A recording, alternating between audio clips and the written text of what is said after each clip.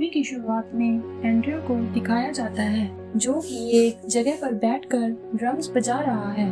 वहाँ पर उसके कॉलेज का मेन म्यूजिक टीचर आता है जिसका नाम फ्लेचर है।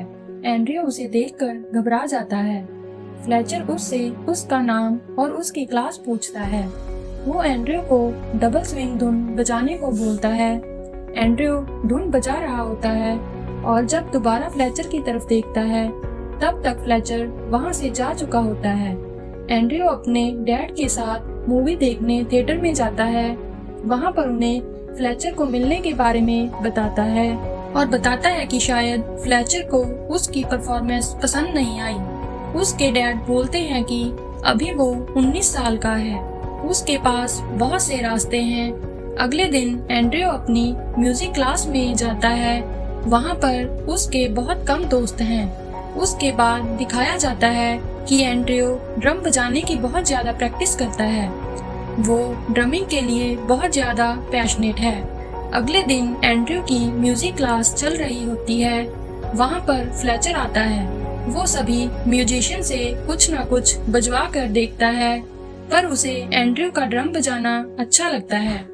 वो अगले दिन सुबह 6 बजे अपनी क्लास में बुलाता है। वहाँ से एंड्रयू निकोल के पास जाता है जो कि थिएटर में कैंटीन पर काम करती है। वो उसे पसंद करता है और उसे डेट पर जाने के लिए पूछता है। वो तैयार हो जाती है। एंड्रयू जब मॉर्निंग में उठता है तो 6:03 हो जाते हैं। फ्लेचर ने उसे 6 बजे बुलाया होता है। वो तेजी से फ्लेचर की बताई जगह पर पहुंचता है। वहाँ पर कोई भी नहीं होता। जब एंड्रयू क्लास की टाइमिंग देखता है तो क्लास का टाइम 9 बजे होता है। एंड्रयू वहीं पर इंतजार करता है। 9 बजने में कुछ समय पहले बहुत से म्यूजिशियन वहाँ पर आ जाते हैं और ठीक 9 बजे फ्लेचर भी वहाँ पर पहुँच जाता है। कमरे में पूरी तरह सन्नाटा हो जाता है। वो अपने स्टूडेंट्स को एंड्रयू से इंट्रोड्यूस करवाता है और उन्हें विप्लैश धुन बजाने को बोलता है। उसे धुन में कुछ गलती लगती है। वो बोलता है कि कोई म्यूजिशियन गलत धुन बजा रहा है, वो अपने आप सामने आ जाए। कोई भी आगे नहीं आता। फ्लेचर बोलता है कि अगर म्यूजिशियन को पता है कि वो गलत धुन बजा रहा है तो वो आगे आ जाए। अगर उसे ये नहीं पता कि वो गलत धुन बजा रहा है, जो कि बहुत बुरी बात है और इसे वो बर्दाश्त नहीं करेगा। वो बोलता है कि म्यूजिक बजाने वाले को अपनी गलती के बारे में पता होना चाहिए। वो एक लड़के को पूछता है कि क्या तुम धुन गलत बजा रहे हो? वो बोलता है मुझे नहीं पता। फ्लेचर उसे गालियां निकालता है और उसे वहाँ से बाहर निकाल देता है। इस तरह हमें फ्लेचर के कैरेक्टर के बारे में पता लगता है जो टाइम का बहुत पाबंद है और गलतियों को बर्दाश्त नहीं करता। वो स्टूडेंट्स को कुछ टाइम का ब्रेक देता है और बाहर एंड्रयू से मिलता है। वो उससे उसके परिवार के बारे में पूछता है। वहाँ पर एंड्रयू उसे बताता है कि जब वो छोटा था तो उसकी माँ उसे छोड़कर चली गई थी। उसके बाद क्लास दोबारा स्टार्ट होती है। फ्लेचर के इस ग्रुप में 2 तरह के म्यूजिशियन हैं, कोर मेंबर्स जो कि मेन म्यूजिशियन हैं और दूसरे अल्टरनेटिव्स जो कि कोर मेंबर के अच्छा परफॉर्म ना करने पर परफॉर्म करते हैं। फ्लेचर एंड्रयू को कार्ल टैनर जो कि कोर म्यूजिशियन है की जगह पर ड्रम्स बजाने को बोलता है। एंड्रयू बहुत अच्छी तरह बजाता है और फ्लेचर उसे शाबाशी देता है। उसके बाद एंड्रयू दोबारा धुन बजाता है और फ्लेचर बोलता है कि धुन में थोड़ी खराबी है। उसे दोबारा बजाने को बोलता है। अंत में फ्लेचर को इतना गुस्सा आ जाता है कि वो अपनी चेयर उठाकर एंड्रयू की तरफ फेंकता है। उससे पूछता है कि वो क्या गलत कर रहा है। एंड्रयू को नहीं पता होता, जिस पर फ्लेचर उसे थप्पड़ मारता है, उसे गालियां निकालता है। एंड्रयू रोने लग जाता है, जिस पर फ्लेचर उसकी और बेइज्जती करता है। इसके बाद फ्लेचर उससे बोलता है कि उसे ज्यादा प्रैक्टिस करने की जरूरत है। इसके बाद वो ड्रम्स पर कार्ल टैनर को बैठा देता है। क्लास के बाद एंड्रयू बहुत ज्यादा प्रैक्टिस करता है। उसके हाथ जख्मी हो जाते हैं पर वो फिर भी प्रैक्टिस जारी रखता है और वो शाम को निकोल से मिलने जाता है। वो उससे म्यूजिक के बारे में बात करता है और उसे बताता है कि उसने शेफर्स कॉलेज में इसलिए एडमिशन लिया है कि वो देश का बेस्ट म्यूजिक कॉलेज है। वो एक दूसरे को पसंद करने लग जाते हैं। उसके बाद एंड्रयू का बैंड एक जैज म्यूजिक कंपटीशन में परफॉर्म करने गया होता है। वहाँ पर फ्लेचर सभी मेंबर्स को म्यूजिक शीट की कॉपी को संभाल कर रखने को बोलता है। फर्स्ट राउंड के बाद कार्ल अपनी कॉपी एंड्रयू को पकड़ा देता है और एंड्रयू से वो कॉपी खो जाती है। कार्ल एंड्रयू पर बहुत गुस्सा होता है। कार्ल फ्लेचर को बताता है तो फ्लेचर कार्ल पर ही गुस्सा होता है क्योंकि कॉपी उसकी जिम्मेदारी थी, ना कि एंड्रयू की। कार्ल फ्लेचर को बताता है कि वो कॉपी के बिना स्टेज पर परफॉर्म नहीं कर पाएगा, पर एंड्रयू बोलता है कि उसे धुन याद है। फ्लेचर एंड्रयू को वो धुन बजाने के लिए स्टेज पर भेज देता है और वो लोग जीत जाते हैं। अगले दिन जब वो प्रैक्टिस करने पहुंचते हैं तो फ्लेचर एंड्रयू को को ड्रमर बना देता है और कार्ल को अल्टरनेटिव बना देता है।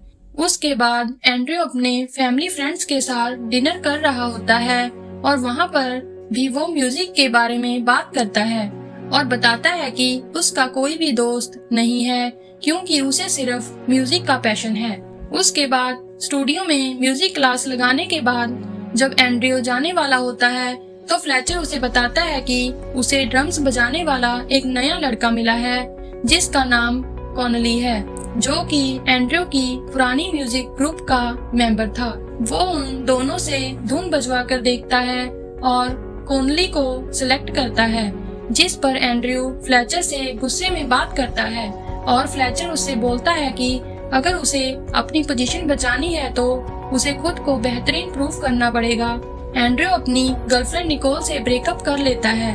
वो बोलता है कि उसका मेन फोकस म्यूजिक है और निकोल के कारण वो म्यूजिक से डिस्ट्रैक्ट हो रहा है। एंड्रयू बहुत ज्यादा प्रैक्टिस करता है, उसके हाथों से खून भी बहने लग जाता है। वो आइस में अपने हाथों को डालने के बाद फिर से प्रैक्टिस करता है। इस तरह खुद को बहुत ज्यादा दुख देकर भी प्रैक्टिस करता रहता है। अगली क्लास में जब फ्लेचर आता है तो भावुक दिखाई दे रहा होता है। वो अपने स्टूडेंट्स को बताता है कि जिसका नाम शॉन था और उसकी कार एक्सीडेंट में मौत हो गई है, इसलिए उसकी आंखों में पानी होता है। उसके बाद वो स्टूडेंट्स को बैंड बजाने के लिए बोलता है। कॉनली ड्रम बजा रहा है। फ्लेचर बोलता है कि वो सही धुन नहीं बजा रहा। अब वो एंड्रयू को ड्रम्स बजाने को बोलता है और कहता है कि यह उसके लिए खुद को प्रूव करने का टाइम है। एंड्रयू ड्रम्स बजाता है। फ्लेचर को ये पसंद नहीं आता। इसके बाद वो कार्ल को ड्रम्स बजाने के लिए बोलता है। वो भी उसे पसंद नहीं आता। वो उन्हें पूरी स्पीड पर ड्रम्स बजाने के लिए बोलता है। वो बाकी सभी म्यूजिशियन को कमरे से बाहर भेज देता है और तीनों ड्रमर्स को वहाँ पर बैठा लेता है। वो बोलता है कि चाहे जितना भी टाइम लग जाए, आज किसी एक को फ्लेचर की स्पीड के अनुसार ड्रम्स बजाने ही पड़ेंगे। बार बार कोशिश करने के बाद वो लोग बहुत थक जाते हैं और उनसे उस स्पीड पर ड्रम्स नहीं बजते जिस स्पीड पर फ्लेचर उन्हें ड्रम्स बजाने को बोल रहा होता है। काफी समय के बाद एंड्रयू उस स्पीड पर ड्रम्स बजाता है जो फ्लेचर चाहता है। फ्लेचर एंड्रयू को डिस्टर्ब करके देखता है। उसके आसपास का सारा सामान तोड़ देता है। एंड्रयू के हाथों से खून निकलने लग जाता है, पर वो फिर भी नहीं रुकता। अंत में वो बोलता है कि एंड्रयू ने खुद को प्रूफ कर दिया है। वो अगले कंपटीशन के लिए एंड्रयू को को ड्रमर सिलेक्ट कर लेता है और कंपटीशन पर टाइम पर पहुंचने के लिए बोलता है।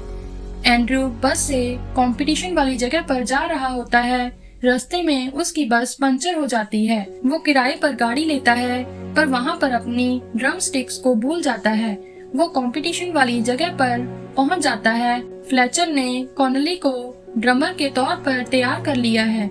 एंड्रयू वहाँ पर पहुँच जाता है। वो बोलता है कि यह काम वही करेगा। फ्लेचर बोलता है कि वो लेट आया है और उसके पास तो ड्रम स्टिक्स भी नहीं है। अगर वो 10 मिनट में ड्रम स्टिक्स लेकर स्टेज पर पहुंच जाएगा तब वो उसे परफॉर्म करने देगा। एंड्रयू ड्रम स्टिक्स लेने जाता है और रास्ते में उसका एक्सीडेंट बस से हो जाता है। वो जख्मी हालत में ही स्टेज पर पहुंच जाता है। उसके हाथों से और उसके शरीर से खून निकल रहा होता है। वो फिर भी ड्रम्स बजाता है, पर शरीर पर चोट लगने के कारण वो पूरी तरह से परफॉर्म नहीं कर पाता। फ्लेचर उसे बोलता है कि उसका करियर अब खत्म हो चुका है, जिस पर एंड्रयू को गुस्सा आ जाता है। वो फ्लेचर को गालियां निकालता है और उसे मारने की कोशिश करता है। एंड्रयू को पकड़कर वहाँ से बाहर निकाल दिया जाता है। उसके बाद दिखाया जाता है कि एक एडवोकेट एंड्रयू से बात करती है और उसे बताती है कि फ्लेचर के स्टूडेंट शॉन ने आत्महत्या की थी, जबकि फ्लेचर ने बताया था कि उसका एक्सीडेंट हुआ था। शॉन ने ऐसा इसलिए किया था क्योंकि फ्लेचर अपने स्टूडेंट्स को मानसिक तौर पर परेशान करता है, उनको गालियां निकालता है। इसके लिए वो चाहती है कि एंड्रयू फ्लेचर के खिलाफ गवाही दे। वो बोलती है कि एंड्रयू की पहचान को गुप्त रखा जाएगा। पहले एंड्रयू ऐसा करने से मना करता है और बाद में मान जाता है। एंड्रयू को शेफर्ड्स कॉलेज से निकाल दिया जाता है क्योंकि उसने फ्लेचर को गालियां निकाली होती हैं और हाथापाई की होती है। इसलिए वो अपनी म्यूजिक की पैशन को खत्म करके अपना सारा सामान बांध कर रख देता है। वो एक रेस्टोरेंट में काम करना शुरू कर देता है और म्यूजिक से बिल्कुल दूर हो जाता है। उसके बाद एक रात को जब वो एक गली से गुजर रहा होता है तो उसे एक बोर्ड पर लिखा हुआ मिलता है कि अंदर फ्लेचर की परफॉर्मेंस चल रही है।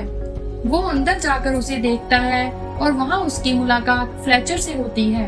फ्लेचर उसे बताता है कि उसके किसी पुराने स्टूडेंट ने उसके खिलाफ गवाही दी है, इसलिए उसे कॉलेज से निकाल दिया गया है और उसे ये नहीं पता कि किसने उसके खिलाफ गवाही दी है। एंड्रयू अनजान बनने की कोशिश करता है।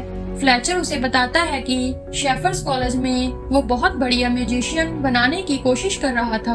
वो लोगों को उनकी लिमिट से ज्यादा पुश करता था ताकि वो स्टूडेंट्स के अंदर छिपे हुए सबसे बेहतरीन म्यूजिशियन को बाहर निकाल सके। वो किसी भी तरह इस काम को करना चाहता था और उसे इस बात के लिए कोई भी अफसोस नहीं है। वो अपनी तरफ से पूरी कोशिश करता था पर किसी ने उसकी इस बात को नहीं समझा। वो एंड्रयू को एक म्यूजिशियन के बारे में बताता है जिसने बहुत ही मुश्किलों का सामना करने के बाद एक ऐसी सोलो परफॉर्मेंस दी थी जिसका कोई भी मुकाबला नहीं है। एंड्रयू फ्लेचर को बोलता है कि शायद फ्लेचर स्टूडेंट्स को जरूरत से ज्यादा तंग करता था। हो सकता है आने वाला बेहतरीन म्यूजिशियन फ्लेचर से ही डर कर हार मान जाए और म्यूजिक छोड़ दे। फ्लेचर बताता है कि सच्चा म्यूजिशियन किसी भी कारण से म्यूजिक को नहीं छोड़ता, चाहे कुछ भी हो जाए। वो हमेशा प्रैक्टिस करता है। फ्लेचर बताता है कि वो JVC में अपने बैंड को लेकर जा रहा है पर उसके पास ड्रमर नहीं है, उसे एक ड्रमर की जरूरत है। फ्लेचर बताता है कि वो लोग वहाँ पर कारवाना और विप्लैश धुन बजाएंगे जो एंड्रयू को अच्छी तरह आती है। एंड्रयू फ्लेचर को हाँ बोल देता है। एंड्रयू अपनी ड्रम्स निकालकर प्रैक्टिस करता है। उसके बाद कंपटीशन वाला दिन आ जाता है। एंड्रयू अंदर पहुंचता है और सारे म्यूजिशियन स्टेज पर पहुंच जाते हैं। वहां पर फ्लेचर उसे बताता है कि उसे पता है कि एंड्रयू ने उसके खिलाफ गवाही दी थी। वो ऑडियंस को बताता है कि वो लोग अब स्विंगिंग धुन बजाने वाले हैं जो कि एंड्रयू को नहीं आती। सभी म्यूजिशियन के पास उसके नोट्स होते हैं पर एंड्रयू के पास उसका कोई नोट्स नहीं होता। फ्लेचर ने जानबूझकर ऐसा किया होता है। बाकी सभी म्यूजिशियन अब स्विंगिंग की धुन बजा रहे होते हैं पर एंड्रयू उनके साथ धुन नहीं मिला पा रहा होता। एंड्रयू ऑडियंस की तरफ देखता है, वहाँ पर बहुत से लोग बैठे होते हैं। एंड्रयू निराश होकर वहाँ से उठकर चला जाता है और अपने पिता को गले से लगा लेता है, पर कुछ पलों के बाद वो वापस स्टेज पर आ जाता है और सारे म्यूजिशियन को कारवाना धुन बजाने को बोलता है जो सबको आती है और वो बहुत बेहतरीन म्यूजिक बजाते हैं। फ्लेचर भी उन्हें पूरा सहयोग दे रहा होता है। पूरी धुन खत्म होने के बाद एंड्रयू अपनी धुन बजानी चालू रखता है और वो अकेले ही ड्रम्स बजा रहा होता है और वो उसी स्पीड पर और उसी तरह से ड्रम्स बजाता है जैसे फ्लेचर उसे सिखाना चाहता था। फ्लेचर उसका पूरा साथ देता है और वो दोनों स्टेज पर इतिहास रच देते हैं। मूवी का यहाँ पर अंत होता है। यह एक बहुत बेहतरीन मूवी है जिसमें स्टूडेंट और गुरु की केमिस्ट्री को दिखाया गया है। अगर आपको हमारी ये कोशिश अच्छी लगी हो तो मूवी को लाइक करें, शेयर करें और चैनल को सब्सक्राइब करें। धन्यवाद।